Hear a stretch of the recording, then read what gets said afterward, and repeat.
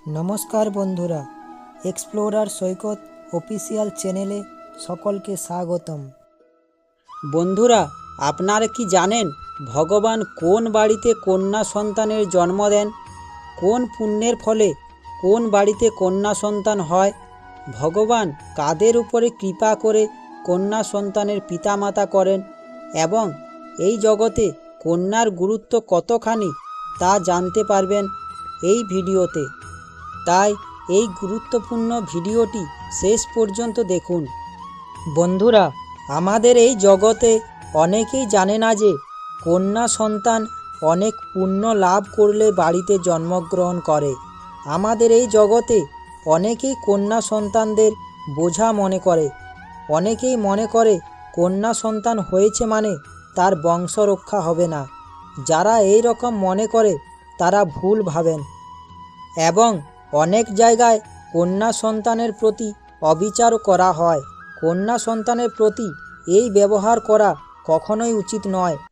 ঈশ্বর কন্যা সন্তানের প্রতি এই ব্যবহারকে পাপ বলেছেন। ভগবান বলেন, কন্যা সন্তান যার তার বাড়িতে হয় না। কন্যা সন্তান হলো মা লক্ষ্মীর প্রতিরূপ। এই কথা ভুললে চলবে না যে মা দুর্গা ও সমস্ত দেবীরা কন্যা সন্তানের রূপ। তাই কন্যা সন্তানকে সকলের সম্মান দেওয়া উচিত। বন্ধুরা, যার বাড়িতে কন্যা সন্তানের জন্ম হয় তারা খুব ভাগ্যবান হন। একবার অর্জুন শ্রীকৃষ্ণের কাছে বললেন, হে প্রভু, আমার একটা কথা খুব জানতে ইচ্ছা করছে যে কোন বাড়িতে কন্যা সন্তানের জন্ম হয় এবং কোন পূর্ণ করলে কন্যা সন্তানের পিতামাতা হওয়া যায়। অর্জুনের এই প্রশ্ন শুনে শ্রীকৃষ্ণ বললেন, অর্জুন, কন্যা সন্তান সকলের বাড়িতে হয় না। যারা কন্যা সন্তানের ভার নিতে সক্ষম শুধুমাত্র তাদের বাড়িতেই কন্যা সন্তানের জন্ম হয় ও কন্যা সন্তান জন্মগ্রহণ করে। কারণ নারীর ভার সকলে নিতে পারে না। এই নারীরা সংসারের জন্য সব কিছু উৎসর্গ করতে পারে। এই সংসারে আমাদের মাকে দেখেছি, তারা সমস্ত কিছু উৎসর্গ করেন।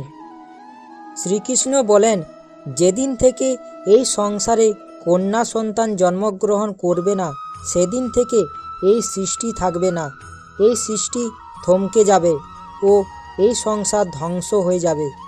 যে বাড়িতে কন্যা সন্তানের জন্ম হয় সেখানে স্বর্গ মনে হয়।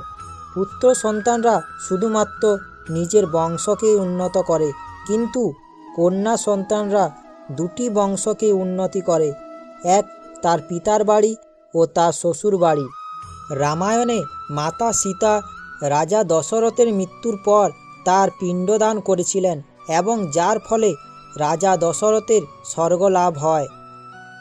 যাদের বাড়িতে কন্যা সন্তানের জন্ম হয় তারা খুব সৌভাগ্যবান, আর যাদের বাড়িতে একের বেশি কন্যা সন্তানের জন্ম হয় তারা খুবই সৌভাগ্যবান ও তাদের জীবনে এই কন্যাদের দ্বারা উন্নতি লাভ হয় ও তাদের উপরে ঈশ্বরের আশীর্বাদ রয়েছে।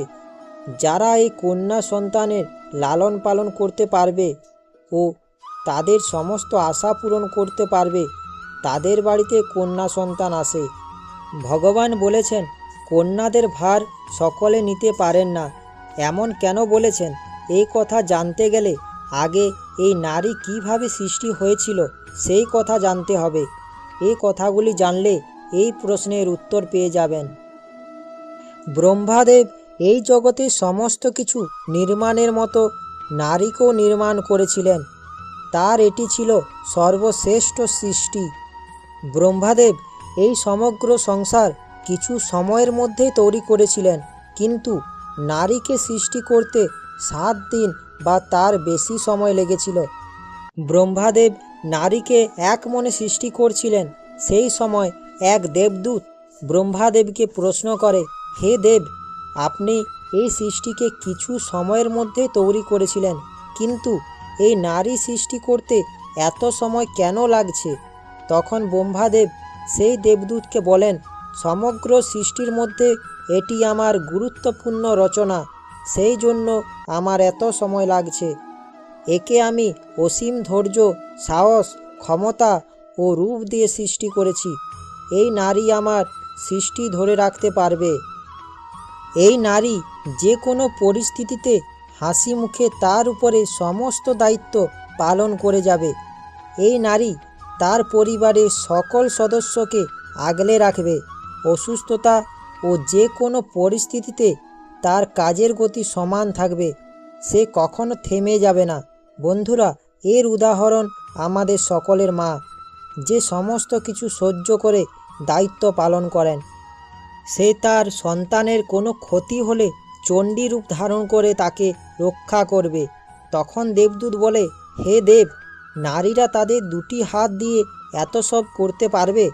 তখন ব্রহ্মাদেব বলেন, তুমি ভুলে যেও না যে এটি আমার সর্বশ্রেষ্ঠ সৃষ্টি।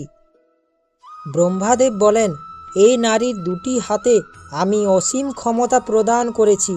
এই নারীরা দশভুজা হয়ে কাজ করবে, যেমন সন্তানের পালন থেকে শুরু করে পুরুষদের সাথে কাঁধে কাঁধ মিলিয়ে কাজ করবে।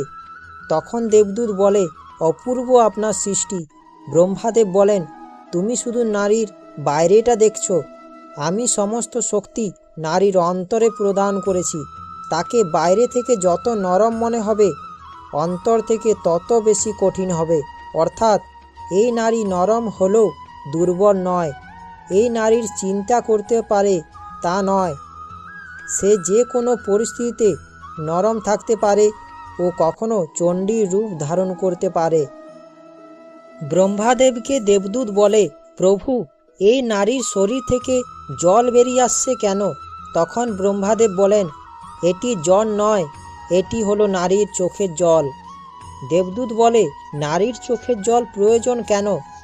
ব্রহ্মাদেব বলেন, এই অশ্রুর মাধ্যমে সে দুঃখ, কষ্ট, ভালোবাসা প্রভৃতি প্রকাশ করবে এবং এরপর সে দ্বিগুণ রূপে ফিরে আসবে।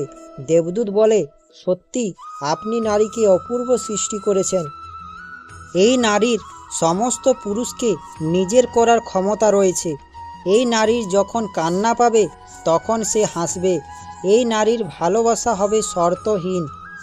যখন তার হৃদয় ভেঙে যাবে তখন সে কাঁদবে, আবার সে সমস্ত শক্তি নিয়ে জীবনে ফিরে আসবে।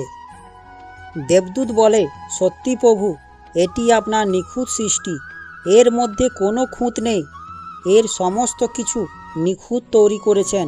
তখন ব্রহ্মাদেব বললেন, না দেবদূত, একেবারে নিখুঁত বলা চলে না। এই নারীর একটি খুঁত রয়েছে, তা হলো সে সব সময় নিজের গুরুত্ব ও নিজের কথা ভুলে যাবে। নিজের কথা কখনো ভাববে না, যার কারণে সে শুধু বঞ্চনায় পাবে। সে সকল প্রকার কাজ করবে, তারপরেও শুধু বঞ্চনা পাবে এবং তার করা কোনো কাজের কৃতিত্ব সে পাবে না। এই জগতে নারীরা যখন শক্তিরূপা হয়ে ওঠে তখন পৃথিবীতে অনেক বড় পরিবর্তন আসে।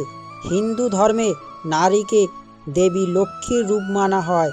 নারীরা লক্ষ্মী ও সরস্বতীর মতো শান্ত থাকে ও কখনো চণ্ডীর মতো আগুন হয়েও জ্বলতে পারে। এই সংসারে ছেলেরা খালি মেয়েদের দোষ দেয়, অথচ বিপদে পড়লে কখনো মা, আবার কখনো স্ত্রীর আঁচলের তলায় লুকিয়ে পড়ে। এই কন্যারা সকলকে রক্ষা করে। দেবতা ও অসুরের মধ্যে যখন যুদ্ধ হয় তখন একটা অসুরকে বধ করতে গিয়ে কিন্তু নাকানি চোবানি খেতে হয় দেবতাদের। তখন এই নারী এসে অসুরকে বধ করে সমস্ত সৃষ্টিকে রক্ষা করে। এই নারীরা নতুন প্রাণ জন্ম দেয়।